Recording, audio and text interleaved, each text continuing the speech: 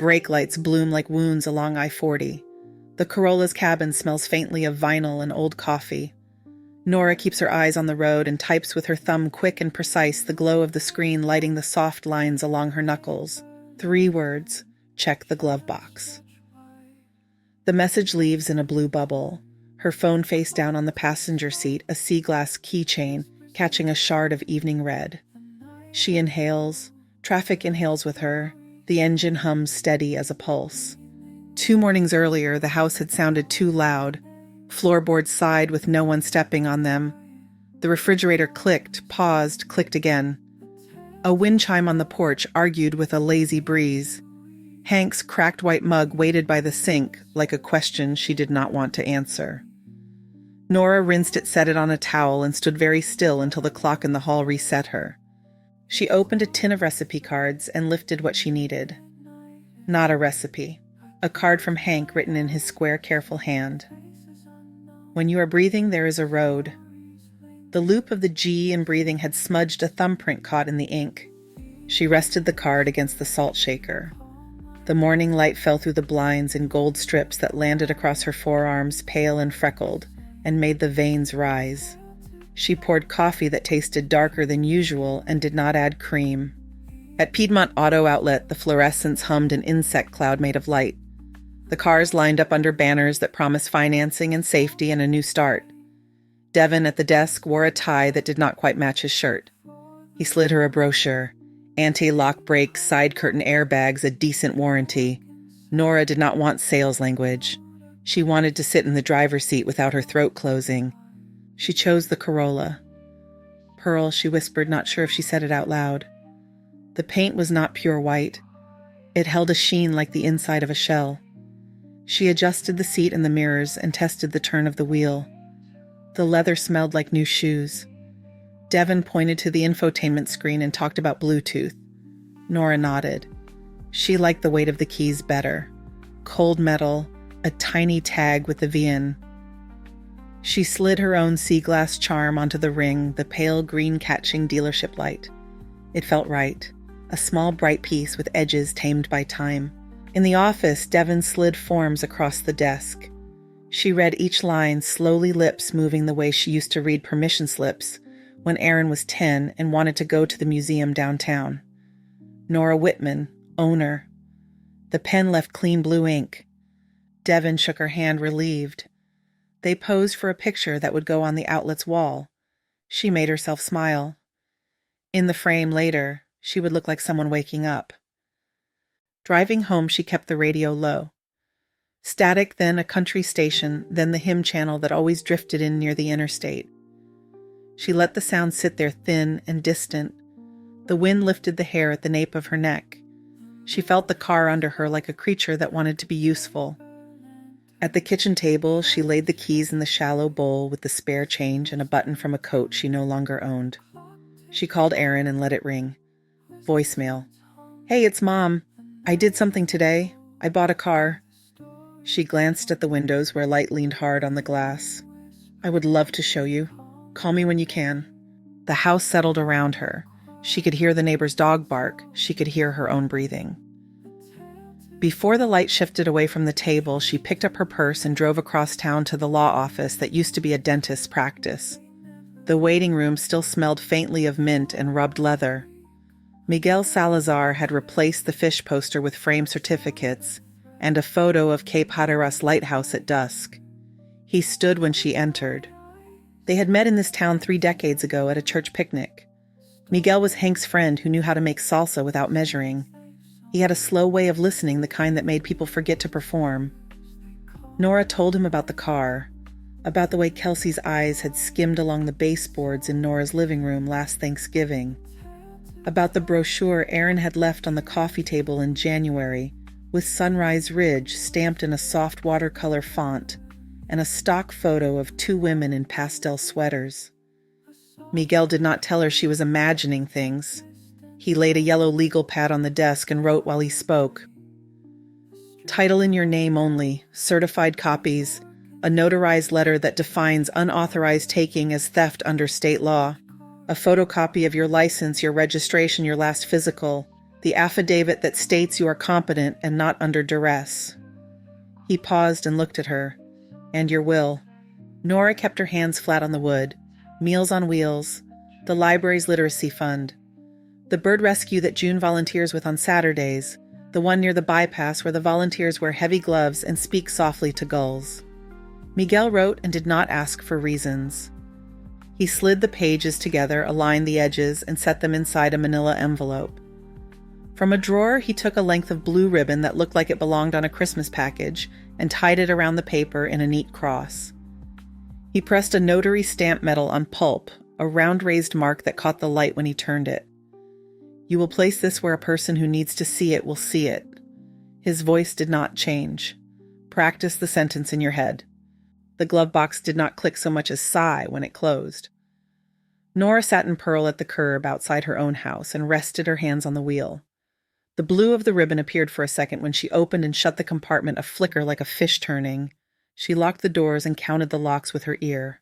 On the porch, June had dropped off a small plant, a square of foil around dark soil, and a note that said simply, "Drive somewhere pretty." Nora propped the note beside Hank's card. She made a sandwich. The mayo knife clinked against the jar. She ate half of it standing up. Outside, the wind chime quieted a palm, holding it still for a breath. Sleep came early, but not clean. She woke to a shadow of a dream where she could not find the right key among a handful of wrong ones. Morning hauled itself across the windowsill. Coffee steamed like breath in winter. Nora thought of the grocery list the library returns, the way the short highway to June's neighborhood always smelled a little like cut grass. She thought of stopping by the cemetery with fresh daisies. She thought of Pearl sitting in the drive, bright as a bird. A car pulled in before she had drained her cup, tires over gravel, a door shut with confidence.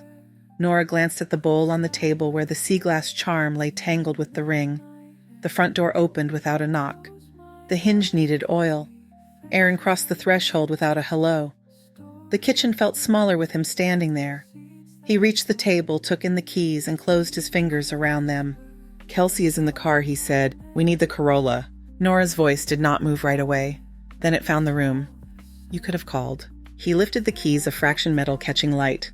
"We need the car." Nora set her cup down. The wind chime on the porch began again. A small, bright sound. The sea glass charm struck the side of the ring and made a clear click as if a coin had landed on a bar top. She watched his hand with the care of a person looking for where a wire is hidden in a wall. He looked at the photos on the far wall and then away. He did not take the chair. He did not ask. He stood where the floorboards did not creak, as if he knew. Nora Kelsey called from the porch voice light through the screen. "We are on a schedule." Aaron's thumb brushed the smooth curve of the sea glass once without seeing it. He slid the keys into his pocket. "We need the car." He did not look at her when he said it. He looked at the keys as if they were already his. "You could have called," Nora said again. The coffee had gone cool in her cup. Steam had thinned to a pale ribbon and disappeared. Kelsey's shape moved behind the screen door, a blur in a bright coral shirt. "We are on a schedule," she sang, light and pleasant, the way people talk over noise they do not plan to stop for. Aaron glanced toward the photos on the far wall. Hank in a flannel by the old canoe. Aaron at 10 with a missing front tooth. Then his eyes slid off them. He closed his hand over the sea glass charm, and the metal ring clicked against his palm. "We are driving to Raleigh. The Camry is acting up. We will take the Corolla," Nora said. She let the word sit between them. "If you needed to borrow it, you could have asked." He shifted his weight to the plank that did not creak. He knew the place like a map. "This is practical. You do not need it. You said yourself you are mostly at home." Kelsey pushed the door a little wider, and the chime on the porch spun. "There is a great place near North Hills," she said. "Sunrise Ridge. They do watercolor classes. The brochure was on your table in January. You would love it." Nora kept her hands flat on the table so they would not reach for anything. "Sunrise Ridge is a facility," she said. "It is not where I live. It is safe," Kelsey said. "Safe is the point." Aaron did not argue. He lifted his shoulders the smallest bit, already turned toward the door. "We can drop you for a trial week on the way. It is right off the belt line." The sea glass charm gleamed where the light hit it. Nora watched that light rather than the pocket that swallowed it. The charm had edges that once cut and now did not. Time does that to glass, not always to people. Ask me, she said. He blinked. What ask me if you can take my car? She did not raise her voice. The wind moved through the kitchen screen and brought a hint of cut grass and hot tar from the street. He stared at her. His jaw worked. We need it. We, she said again. I heard you. She stood. The chair sighed as it left the floor. You're going to put my keys back in the bowl.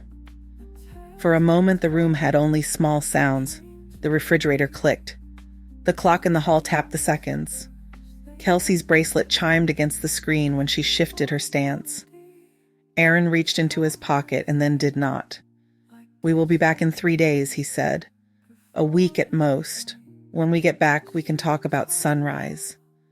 Nora felt the heat of the floorboards through the thin soles of her slippers. Her mouth tasted like metal. You will not take my car, she said. You will not take my voice. He smiled without showing teeth. You always taught me to be practical. He turned and walked to the door. She followed him through the short hall where the runner never stayed straight. The screen sang as it opened. Outside, the morning had sharpened. Sun cut the shadows into clean shapes on the porch railing. The Corolla waited in the drive paint, soft as a shell, pearl.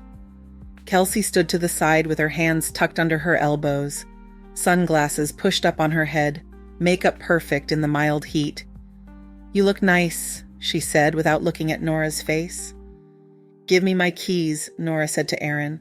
He did not break stride. The Corolla answered him, lights flashing twice. The lock thumped open. The sea glass charm winked as he took the last 2 steps. Please, Nora said, and she did not know if she meant the word or the way it sounded in her throat. He slid into the driver's seat. Kelsey around to the passenger side, quick and smooth. Door shut. The cabin sealed. Through the glass, Nora could see Aaron's hands on the wheel. She knew those hands. She had patched the skin on those knuckles when he fell on gravel first grade. A shy boy with a scab too big for his little confidence. She stood now with her fingers curled against her palms, so her nails did not leave marks. The engine came alive. A tame sound, well-tuned, full of eagerness. He backed out. The tires chewed gently at the gravel.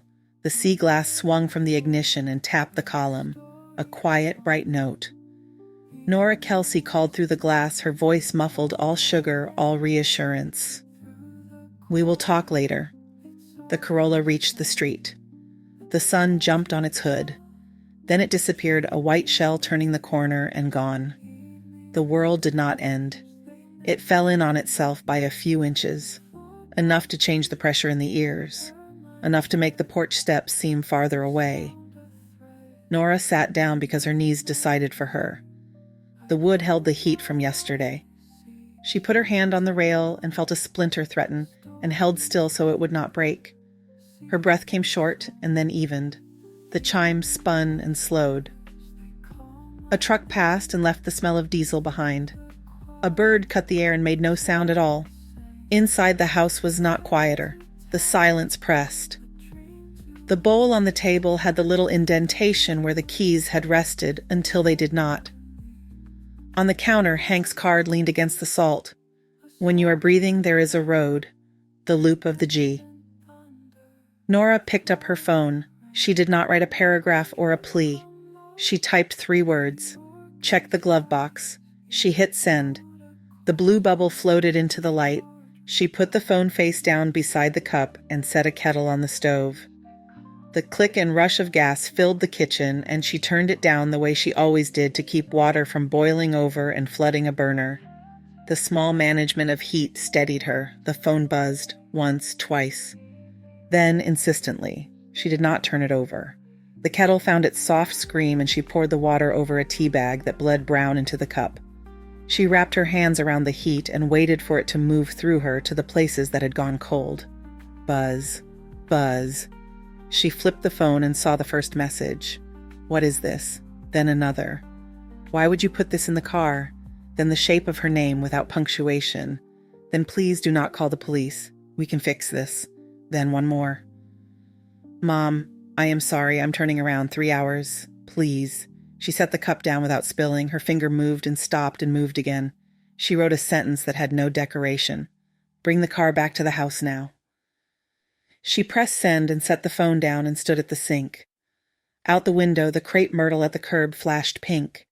A neighbor walked past with a dog that pulled at its leash to smell the base of the mailbox. Air drifted in with the angle of the day and lifted a hair at her temple. She did not cry, not then. She watched the tree move in wind she could not see and let the heat of the tea do its slow work. She dialed Miguel. He answered on the second ring. Nora, he said. He took it, she said. He read it. He is coming back. Miguel's voice stayed level. I will keep my phone on. You're fine. You are the owner. The documents are clean. Thank you, she said. She could hear him breathe. She could hear a printer somewhere beyond his voice warm up and click. She could hear her own breath and found it even. Call if you need me, he said. She hung up. The clock in the hall had hauled itself to a new number. She rinsed her cup. She wiped the counter as if spills had appeared. She took the plant June had left and turned it 1/4 toward the light, because the stems were bending that way, and plants should not have to try so hard. Messages bloomed on the screen and then stopped. The house exhaled. Nora walked to the bathroom and washed her face and combed her hair back. She looked at the skin around her eyes, the new thinness there. She touched her jaw and felt the hinge, the structure that let a mouth open and close and shape words. On the table, she set Hank's card straight and put the little plant beside it. She unlocked the front door and left it ajar the way you do when you expect someone and do not want the bell to startle. The day leaned toward itself. Shadows moved up the porch steps. Somewhere, a siren swelled and drifted away again. A fly tested the screen and gave up. Nora stood where she could see the street through the narrow pane of glass beside the door. She did not pace. She would not give the floorboards her steps. When the tires finally tipped over the edge of her driveway gravel, she felt it in her teeth, the way you feel a song you know before you hear it. The Corolla eased in. The engine stilled. For a moment, the only sound was the tick of hot metal cooling. She let a breath slide out and in. Then the bell rang 2 quick notes. She waited 1 heartbeat and then another. She opened the door. Aaron stood on the porch, pale, and wiped out the sea glass charm threaded through his fingers, like he did not know what to do with it. In his other hand, the manila envelope with the blue ribbon rested against his thigh. He lifted the keys and the envelope both as if he understood 2 weights at once. Come in, Nora said. Aaron stepped past her like someone entering a waiting room, careful with his feet, careful with his face. The sea glass charm was threaded between 2 fingers, as if a small weight could anchor him. The manila envelope pressed flat against his thigh left a faint crease in his slacks. In the living room, the air held the scent of lemon oil from last week's dusting. Sun layered itself across the rug in pale bars. Nora pointed to the couch. Aaron sat on the edge knees together, hands awkward as if he had borrowed them. He set the keys and the envelope on the coffee table. The blue ribbon made a clean stripe. Nora took the armchair across from him. The low hum of the refrigerator carried down the hall. The clock in the dining room spoke in small ticks. Say what you did, she said. His mouth opened and closed. I brought the car back. That is not the thing. He looked at the keys as if they might arrange his thoughts. He tried again. I was going to return it after the trip. That is not the thing either. He rubbed his thumb along the smooth green of the sea glass and stared at his hand. I took your car without permission. The words made no sound for a second after they left his mouth. Then they settled as if they had weight. I told you we could drop you at sunrise. Nora nodded once. You said I did not need my own life. A flush rose along his neck. He shook his head. I did not mean it like that. You meant it exactly like that. She leaned forward a little. You had your hand on my keys while you said it. He looked toward the window. I read the letter he said quietly. He tapped the envelope, all of it, the notarized language, the copies, your will. He swallowed. You did this because you thought I might do something like today. I did this because I have eyes. He shut his eyes for a second. When he opened them, they were damp and the lids were pink. I'm sorry. Sorry is a word, she said. I need you to use the right words first. We are going to be precise. He swallowed again. I stole your car. He flinched a little like the word had teeth. I talked about putting you in a facility. Say the name. Sunrise Ridge. Nora watched his face. He looked younger than he was, and then older again the way a person looks when a room is too bright. He reached for the keys, not to take them, just to set the sea glass charm straight on the table. It clicked once against the wood. He moved his hand back into his lap. Where is Kelsey? Nora asked. He looked at the door as if the question might open it. At her parents' place. When I read the packet at the rest area, she said I was being dramatic. Then she said I was an idiot for not seeing this coming. She got angry about the will. He stopped and chewed the inside of his cheek. I left her there. Silence rested for a moment. Outside, the wind lifted and set the chime again. A soft silver sound came through the screen and was gone. Nora folded her hands. The skin at the knuckles had thinned and the last year blue lines visible under the surface. Here are the terms she said. You will attend individual therapy, not couples. You will schedule the sessions yourself and go to them. You will send me proof that you went, not words, proof. He nodded too fast. Yes. Until you have gone to enough sessions for your mind to shift 6 at minimum, you will not come into this house. You will call occasionally. You will not arrive unannounced. You will not use my driveway as a place to park between errands. If you knock, I may not answer. His Adam's apple moved. Okay. You do not speak to me about Sunrise again. She laid one finger on the envelope. The documents stand. They do not disappear because you are sorry. If you treat me like an item that can be moved across a calendar if you take from me again, I will file a report. I will do it without a speech. He brought his hands together and laced the fingers. When he spoke, the words sounded like he had pulled them from a deep pocket. I understand. She looked at him without blinking for 3 heartbeats. I'm not asking for a performance. He nodded smaller. The pink at his eyelids had gone to a dull red. I do not know how I got here, he said. Kelsey talks about what is practical. I tell myself I am being useful. Then I am standing in your kitchen telling you your life is a problem to solve. Nora let the sentence hang in the room and go where it went. I remember you with the canoe, he said suddenly, as if a picture had slid into place in his head. You did not want to get in. Dad said it would be easy. You looked at the water like you were measuring it. Then you got in anyway. He rubbed his face. I look at you and I see the person who carried everything for me, and I said there was no room for you to carry yourself. Nora glanced at the wall where the photograph sat crooked in its frame. The canoe, the flannel, a boy with a stick in mud. She looked back at Aaron. You will not earn points by remembering. You will earn them by what you do next, and then what you do after that. He bowed his head. I know.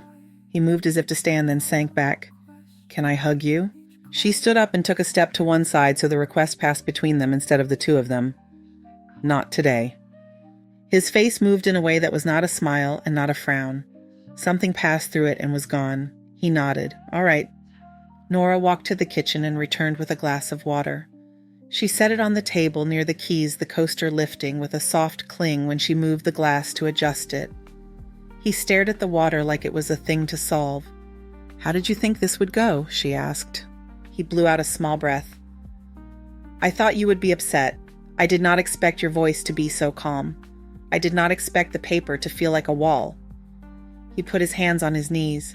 I kept hearing your message in my head. Check the glove box. I hated it and I loved it. It was so you. Nora did not answer that. She picked up the envelope, loosened the ribbon, checked the contents the way she checked the stove before she left the house. Everything in its place. She retied the bow and returned the packet to the table. He watched her. You have always been like this, he said. When I broke my front tooth on the monkey bars and blood was everywhere, you put a towel under my chin and said we will handle it. You did not sound scared. I was scared, she said. I did not let it speak for me. He nodded again, slower, as if the movement had weight. He stood finally and reached for the keys, then stopped and lifted his hand empty. I am not taking them, he said. I was going to hand them to you. She picked up the ring and let the sea glass charm rest against her palm. The coolness bled into her skin. She put the keys in the bowl on the table in the hallway with the coins and the button. The small click marked the act like a period. Aaron stayed where he was. He looked at the front door, then at the floor between his shoes. "I am sorry," he said again. He did not try to dress the word. It sat plain in the middle of the room. Nora inclined her head. "You will let me know when you have an appointment." "Yes." "You will not send me hope. You will send me facts." "Yes." He took a breath and let it out. The sound was uneven. He wiped his face with the back of his hand like a boy who had forgotten he had a tissue in his pocket. He glanced toward the hallway, then back to her. "Do you want me to fix the hinge?" he asked. "It squeaks." "No," she said, "leave it." He nodded. He picked up the glass of water and took a drink, as if he had been waiting all day to remember he was thirsty. He set the glass back in the ring of condensation and did not wipe the ring away. They were silent for a short stretch. It was not the heavy kind that makes a room tilt. It was a silence that allowed breathing to be heard. Nora felt the shape of her jaw in her face. She felt the bones in her hands. She felt her feet in her shoes. From the porch came a sound, a ruffle of fabric, a shift of weight on boards. The doorbell chimed twice, bright and quick. Nora and Aaron both looked toward the sound. Through the narrow pane of glass beside the door, a coral shirt flashed. Sunglasses caught a thin bar of noon light. Kelsey stood on the other side of the screen, hand lifted to ring again. Nora did not raise her voice. She opened the screen and stepped onto the porch. The air had warmed. Pine sap sweetened it. Kelsey stood with one hip, canted sunglasses on her head, a coral blouse bright as a small flag. "Good morning," Kelsey said, and made it sound like a correction. "We need to clear this up." "We will be clear," Nora said. Kelsey tipped her chin toward the driveway where the Corolla sat straight in its slot. It was borrowing, family borrows. "You have a safe place near Raleigh that would give you more stimulation than this street. You would have friends. You would have watercolor. We were trying to help." "You took what is mine," Nora said. "You spoke over me in my kitchen." Kelsey's mouth moved into something that did not quite become a smile. "You keep a large house you do not use. You keep a car you do not need. There is a reasonable way to think about this. Safety and resources. We can live smarter if we share." Nora pulled her phone from her pocket and unlocked it. The screen lit her palm. She tapped the contact marked non-emergency PD and put the call on speaker. When the operator answered, Nora said her name, her address, her reason. Her voice was steady. Kelsey let out a breath that was not a laugh. "You are not serious." Nora read the plate number from the sedan at the curb that did not belong to anyone on her street. She gave the make, the color, the small dent near the rear wheel well. She ended the call. "I am serious," she said, still in that same even tone. "Do not step into my house. Do not come onto my porch again without being invited." Kelsey's fingers tightened on the strap of her bag. "You would call the police on your family." "You are on my property," Nora said. "You arrived to press me. This is me answering." Inside, Aaron stood very still. The screen held him like a frame. He did not speak. Kelsey's eyes flicked to the sea glass charm in Nora's hand, then up to Nora's face. "Aaron will have to choose," she said softly. "His mother who makes scenes, or his wife who keeps his life in order." Nora said nothing. The wind moved the chime. The sound was small and clear. Kelsey waited for a beat and then turned. The old sedan's engine coughed and caught. She pulled away faster than the street liked. The sound of tires on asphalt clipped the morning. The coral blouse became a color in the distance, and then nothing. Nora stood until the heat of the boards came through the soles of her shoes. She let her shoulders drop one notch. She turned and stepped back into the house. The screen closed with its usual complaint. Aaron had not moved. He looked at the floor. "I did not ask her to come," he said. "She thought she could fix it." "She cannot fix a thing that is not hers," Nora said. She nodded toward the door. "Go home. Send me the facts when you have them." He opened his mouth and closed it. He touched the keys in the bowl like a person touching a book they recognize and do not take. He left without more words. The hinge squeaked. The door shut. The quiet stepped back into the room. In the bedroom, Nora slid the storage box from under the bed and set it on the quilt. The box held cards and ticket stubs and a handkerchief with a blue edge. She took up a card in Hank's square hand. The ink had bled once where the pen paused. You forget how strong you are until you stop forgetting. She held the card by its corners and did not shake. She placed it on the dresser and dialed June. Lunch, she said. Her voice found a lighter register without work. June said yes before the second word finished. Sunnyside Diner had chrome edges on the counter and a pie case that threw light back at itself. The coffee came in thick white mugs. June wore a yellow scarf that made her skin look warm. She put her hand on Nora's wrist just once just there and moved it away again. Nora told her what had happened in the kitchen. She did not dramatize. She placed each part on the table like a spoon, like a knife, like a fork. June listened and put sugar in her coffee and did not take a sip until Nora finished. You look steadier, June said. You should drive somewhere pretty like I wrote. Nora could taste the butter on her toast. She could hear the spatula hit the grill. She could see a family in a corner booth shake pepper onto eggs.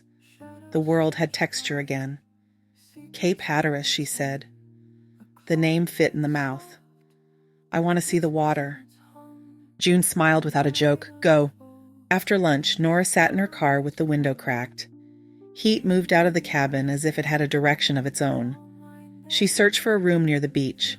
Dune Lantern Inn showed a vacancy and a small square photo of a balcony with a white plastic chair. She booked it with 2 taps.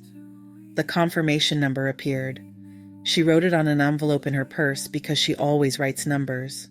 At a Sheets Off the Highway, she filled the tank. The pump clicked at the top. The smell of gas stuck to the shade over the pumps. A woman in a visor and sneakers smiled in that traveling way. Heading east, she said. The coast, Nora said. Good, the woman said, and meant it. She turned off toward the convenience store for a bottle of water. Nora wiped her hands on a napkin and put the napkin in the small trash bag she keeps by the console. The act pleased her. The neatness, the order, the way small things could sit where they belonged. The road flattened as it neared the sound. Pines gave way to low scrub. Bridges opened long and thin over water the color of tin. Pearl moved under her hands like an animal that enjoys distance.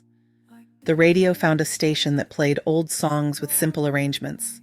She let the chords fill the air without committing to the words. Dune Lantern Inn sat on a strip of sand-silvered road. The siding was pale and clean. A boy at the desk wore a name tag that said Anthony. He slid a keycard across and pointed toward a stair with a view of boats leaning on their moorings in a light that had gone honey. You got the corner, he said. The balcony catches a breeze. The room held a bed, a dresser, a small table. Nora opened the balcony door and stepped out. The air was thick and soft. Salt clung to her lips. The ocean came in waves that did not hurry. The line where water met sky was straight and impossible and real. She set her hands on the rail. The metal was warm. She stood until her knees felt the need to bend. Dinner came from a place with paper menus.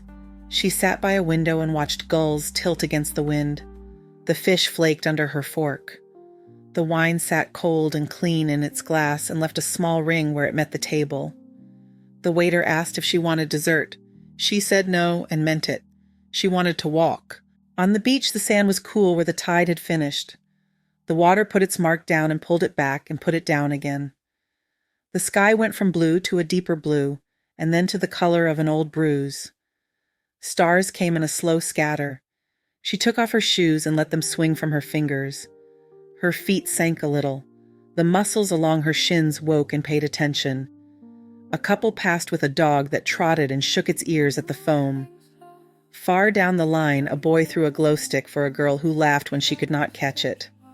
The sound of the laugh did not belong to Nora. It still reached her in the good way another person's joy sometimes does.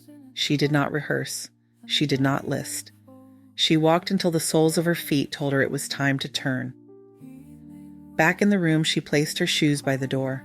She set the keys on the table, and the sea glass caught the lamp and made its own small green. She showered the salt away and put on a soft shirt. She lay down. The bed held her without question. The ocean made its steady argument. Her eyes closed. When the alarm buzzed near 5 dark still held the corners. She silenced it by touch and sat up. The room had that particular chill of pre-dawn. She dressed in layers and tied her hair back. She took her phone and her camera and the keys. The beach before sunrise was mostly empty.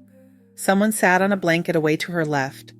Another person walked with their hands in their pockets and their head down. Nora chose a place where the sand was high and dry. She sat. The horizon was a pale line at first.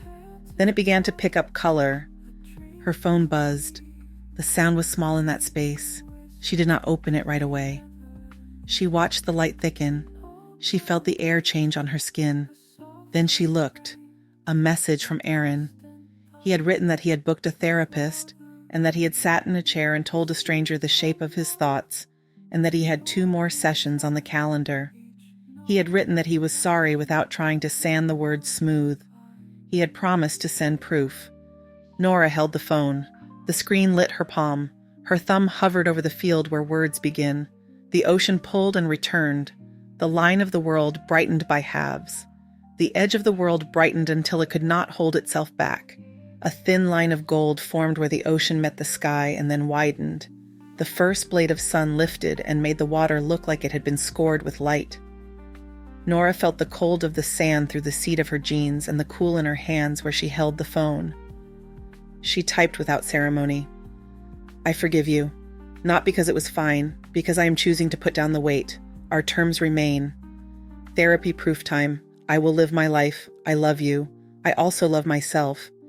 She read the lines once. She sent them. The message slid away into the bright. She put the phone face down beside her and let the sound of the waves fill the spaces between one breath and the next.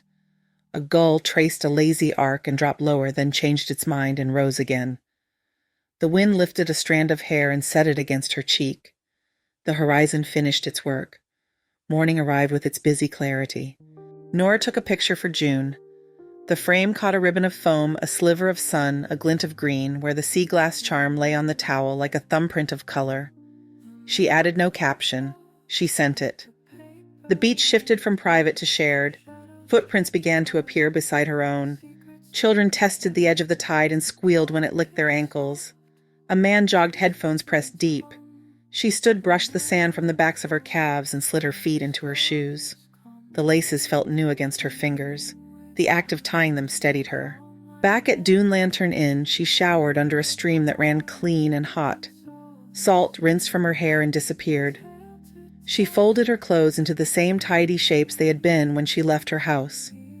She zipped the bag, checked the table, found nothing left behind, and opened the door to the balcony one last time. The air carried salt and sun-warmed paint. Boats nodded in their slips. The light had gone from razor to soft. She stood until she knew she had stayed enough. Anthony at the desk looked up from a crossword. "How was the view?" he asked. "Clear," Nora said. On the road, the radio found a song Hank used to hum while he puttered with a leaky faucet. The melody came thin through the speakers and then gathered itself. Nora did not sing. She let the tune sit in the car like a well-behaved guest. The bridges unfurled ahead in long, flat lines. On either side, water moved with 100 small decisions she did not need to understand. By the time the pines returned, the day had grown a little heavy with heat. Pearl's air moved across her wrists and cooled the points where her pulse worked. The hood of the car threw sunlight up and away in a clean sheet. Nora drove with the comfortable attention of a person who has done the thing in front of her for a long time and has no embarrassment about liking it. She turned onto her street. The crepe myrtle flashed pink. The wind chime on the porch lifted, argued with the air, and settled. She parked in the same place she always parked. Gravel sat where gravel sits. She reached to turn the key and paused to notice the small good of it. The engine hushed as if it had been taught manners. Inside the house had not rearranged itself. The bowl on the table waited for the keys. She set them down. The sea glass made its clear tap against the ring and then quieted. She slid the manila envelope from her bag and carried it to the bedroom. She placed it in the small safe in the closet. The metal door shut with a muffled certainty. She pressed her palm to the cool for a second and then turned away. In the kitchen, she straightened Hank's card and set June's plant a little closer to the window. The stems had leaned toward the light while she was gone. She matched their desire and gave them more of what they asked for. The kettle spoke louder than the house and then spoke less. She made tea. The steam rose in a clean column. Her phone buzzed. "Aaron. Thank you. I got your message. I hear your terms. I will send proof. I am sorry." His words sat there with no flourishes. She looked at them and then put the phone face down beside the mug. Air came through the screen in fits and starts. She opened the window another inch. The chime answered in a softer register than it had used all week. The sound did not bite. It hung and moved on.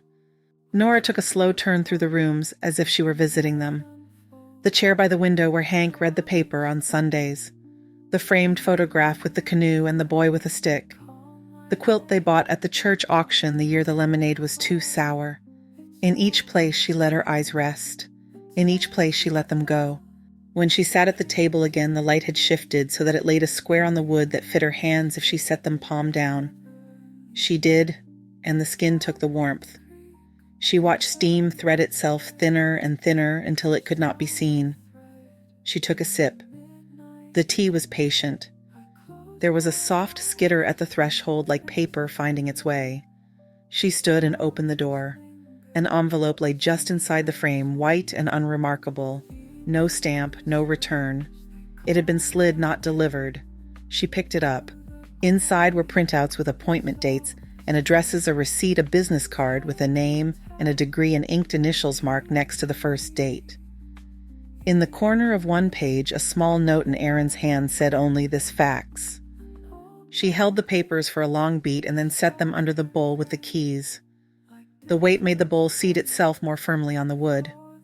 She closed the door and turned the lock. The hinge made its same mild complaint. She let it. There was nothing to rehearse. The afternoon came on. She rinsed the mug, dried it, set it on the open shelf that used to hold Hank's cracked cup. She wiped a ring of water she had not noticed. She ran her palm along the edge of the counter and felt the tiny burr where the laminate meets the wood. The street outside offered its ordinary sounds. A child on a bike counting without accuracy, a car door thunking shut, a laugh that rolled and faded, a bird making 3 notes and then waiting as if it expected an answer from something that did not mind being quiet. Nora picked up the keys and stood on the porch for a breath. The heat had climbed, but the breeze from the trees held enough cool to keep it kind. She closed her fingers around the sea glass charm. The green took the sun and gave it back as a small mark on her palm. She put the keys back in the bowl. The house did not press. It held. The air in the kitchen tasted like tea and a little like dust and a little like summer. Nora pulled the window up 1 more inch and the chime altered its song to meet the new shape of the air. She sat not to wait for anything. She sat the way a person sits who is exactly where she means to be, with light on her hands and a car in the drive and a card by the salt that says there is a road while there is breath. Thank you so much for listening to today's story. If this story resonated with you or made you reflect, I'd love to hear your thoughts, so feel free to share them in the comments below. And don't forget to subscribe and hit the notification bell so you won't miss the next story.